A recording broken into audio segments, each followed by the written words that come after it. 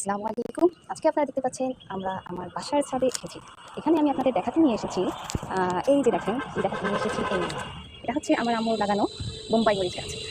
এই যে দেখেন আপনারা খুব সুন্দর সুন্দর বোম্বাই মরিচ ঝুলতেছে। এই যে দেখেন খুব সুন্দর না?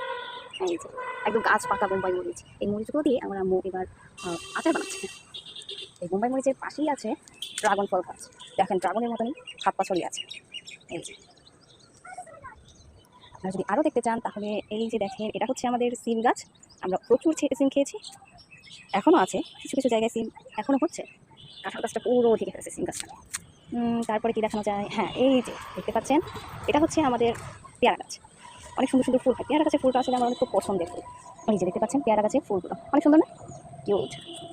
তারপর দেখতে পাচ্ছেন এই যে আম গাছ, আমাদের অনেক সুন্দর সুন্দর আম চলছে। এই যে দেখেন আপনারা একটু যদি জুম করে দেখাই আপনাদের এই যে, হ্যাঁ সবই বরফ হতে নিচে। এই যে আম গাছে ভালো করে দেখা যাচ্ছে না আসলে, আম গাছের মধ্যে এখনো বড় হয়নি তো চোখে পড়তেছে না। তাহলে বলেন আমাদের ছাদটা আপনাদের কেমন লাগলো? আল্লাহ হাফিজ, আসসালামু আলাইকুম।